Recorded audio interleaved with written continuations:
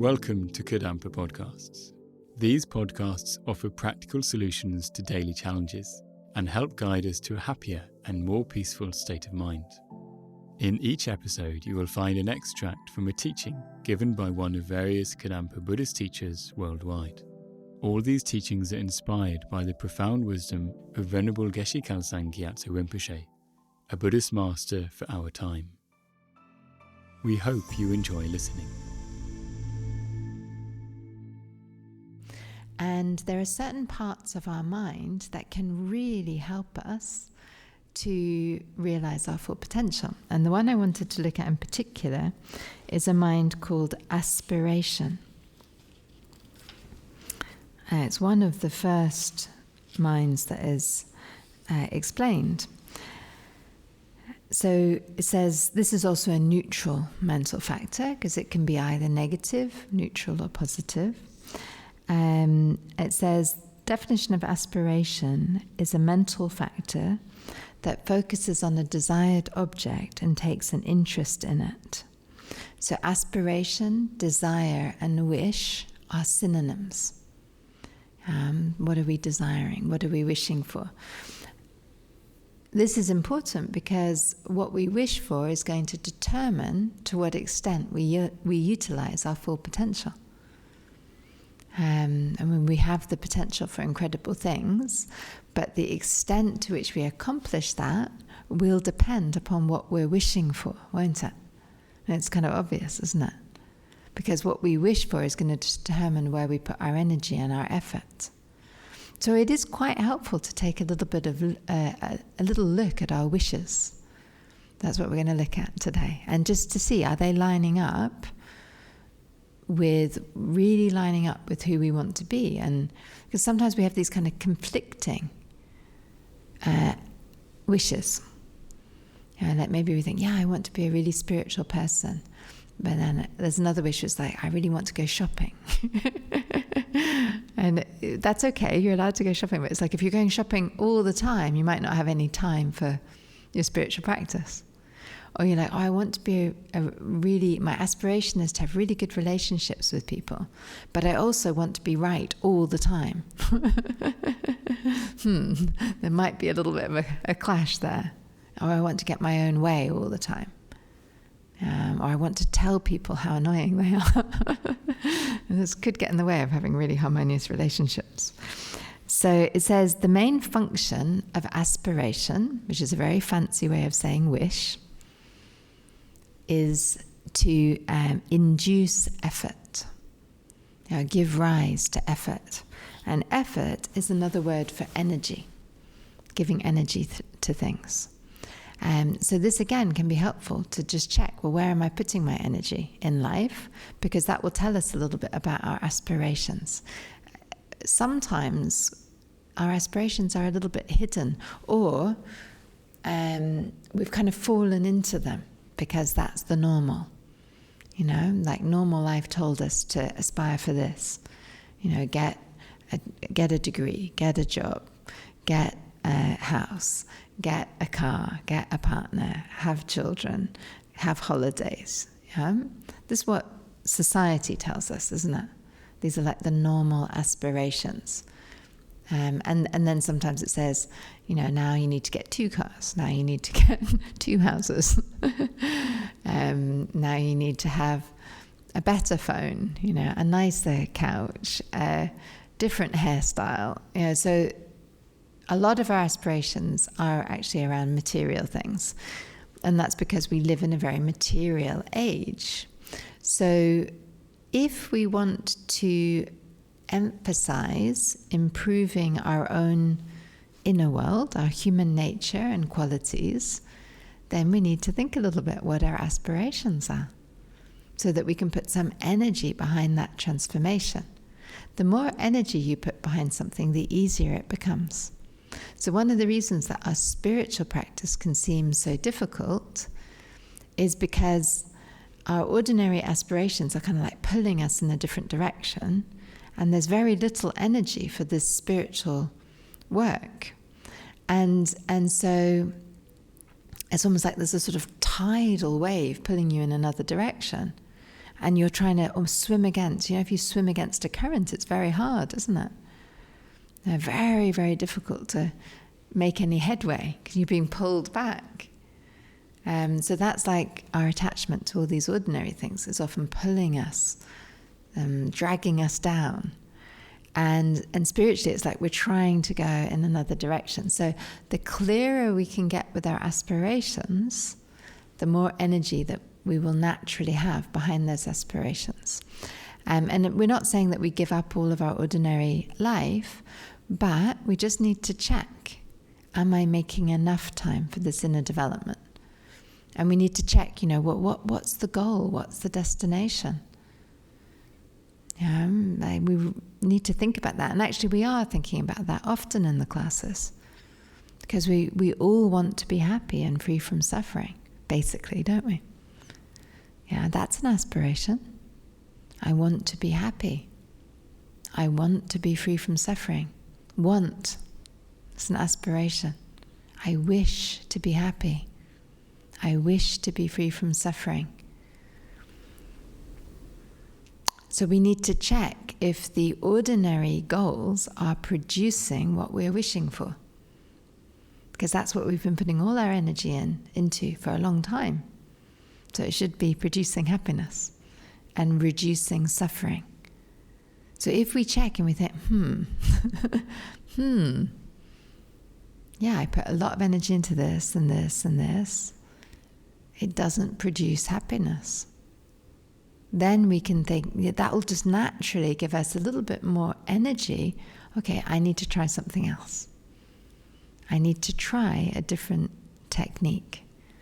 I need to find happiness from a different source, or see if I can find happiness from a different source. And then we will start to have these aspirations that prioritize other things. And then we see, do they bring the goal? Are they actually bringing peace and happiness and a reduction of suffering? And if we see that they are, then it reinforces, doesn't it? It's like, yeah, it does. Yeah, I found happiness where I never expected, in contentment, and not in having all these material things. Okay, so let's increase the cause.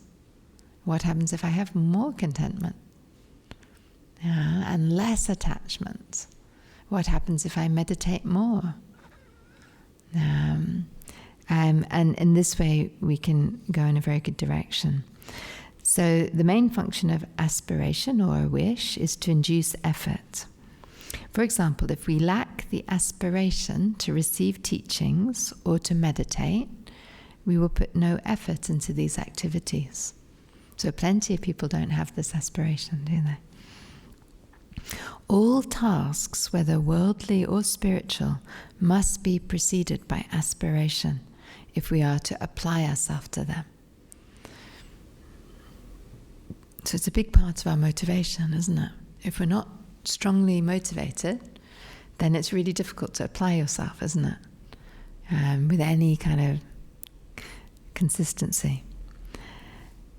The success of our actions depends upon how much effort we put into them.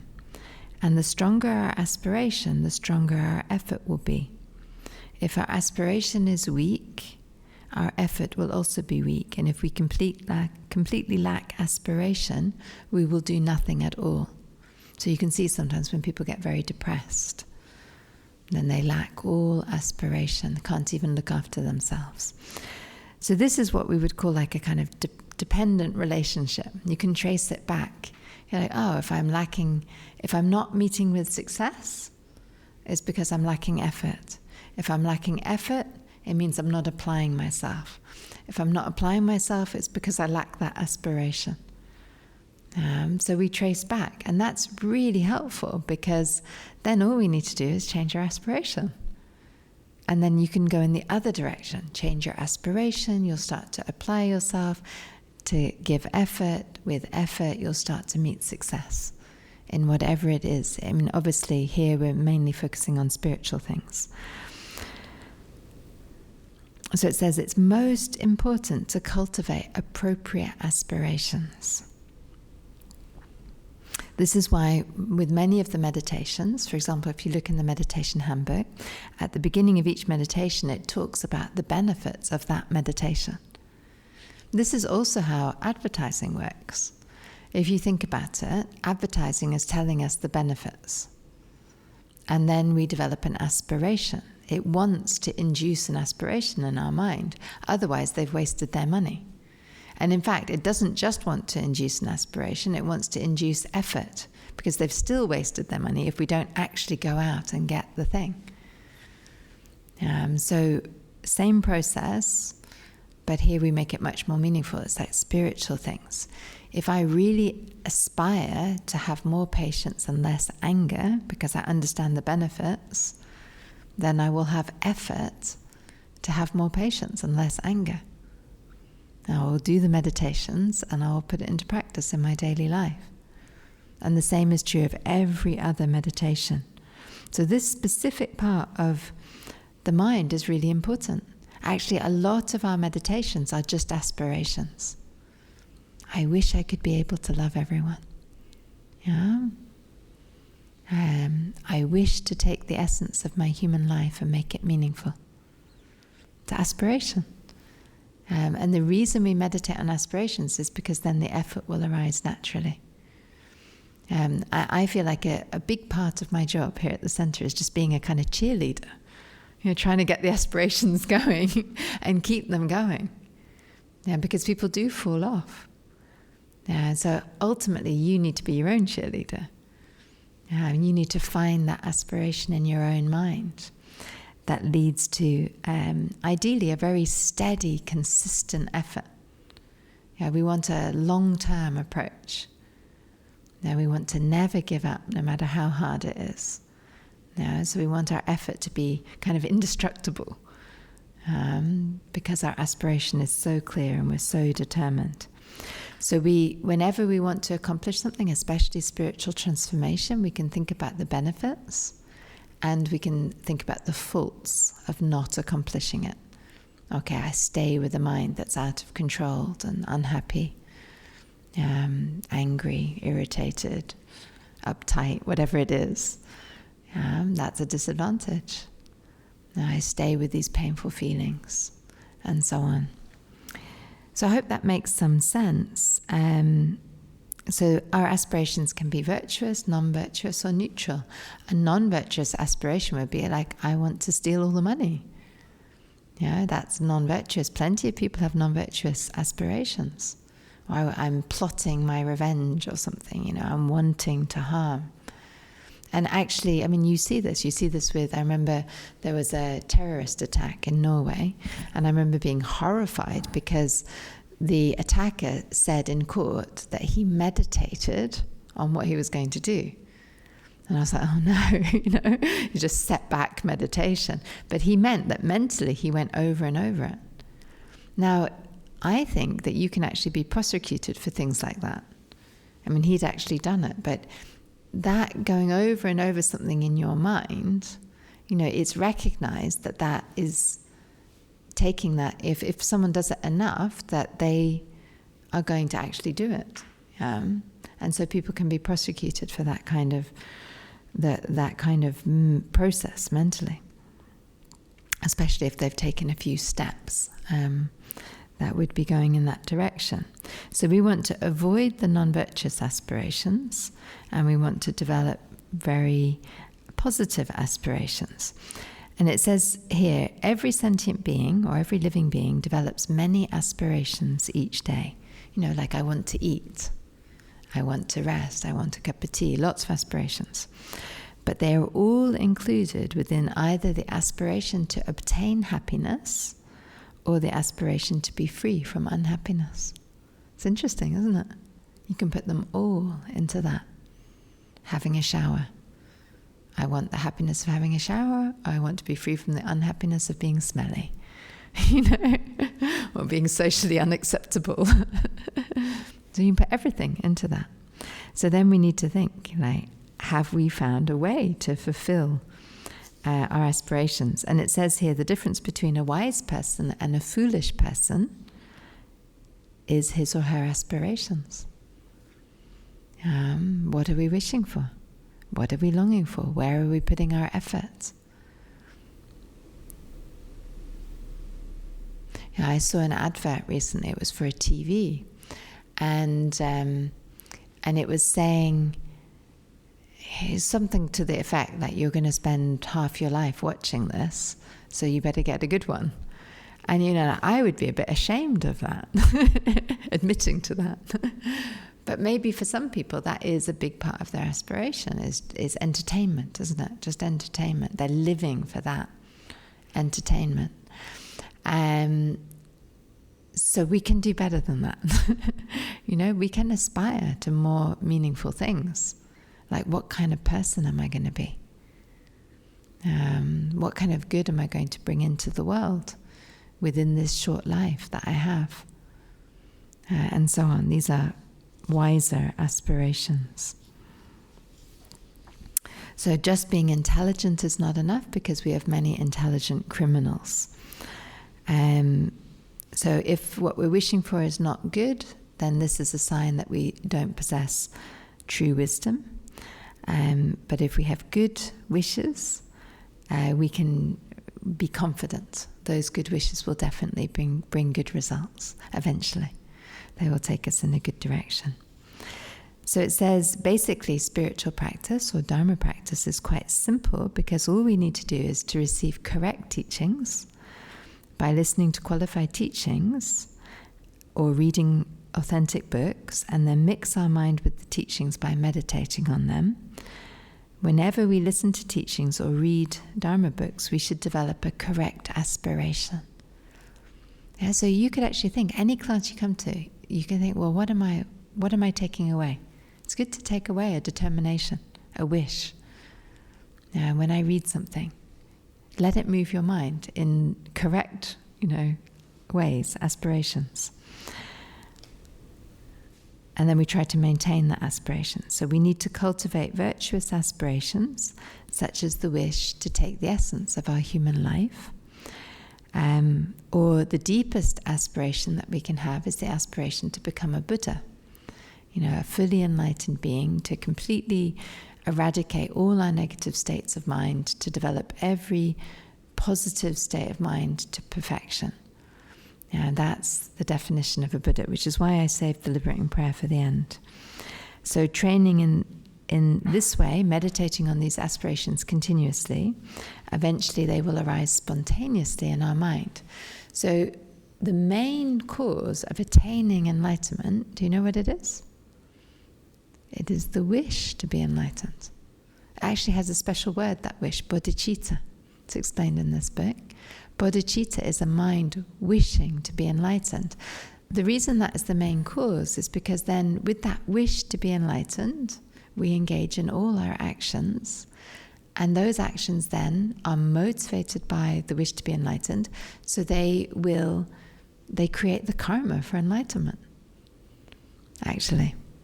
If our wishes are selfish, then we create selfish karma, and it will ripen probably as suffering.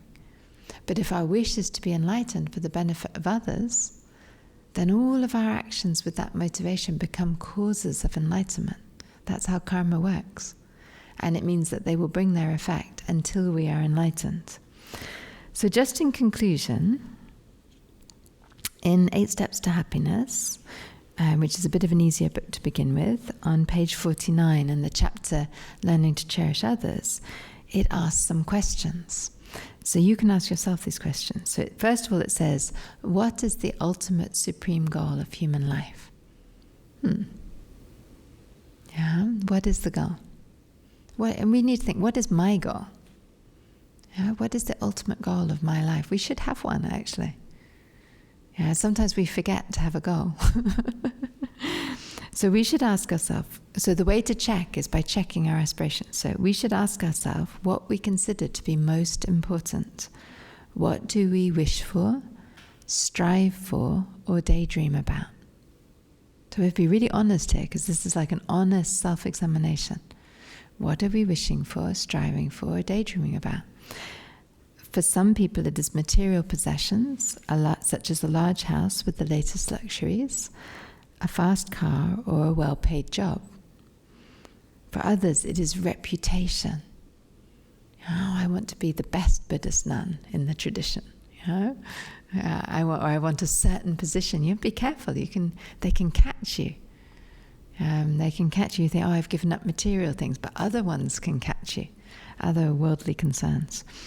Good looks, power, excitement, or adventure. Many people try to find the meaning of their life in relationships with their family and circle of friends. All these things can make us superficially happy for a short while, but they can also cause us much worry and suffering. They can never give us the pure, everlasting happiness that all of us, in our heart of hearts, long for. That deep, deep aspiration.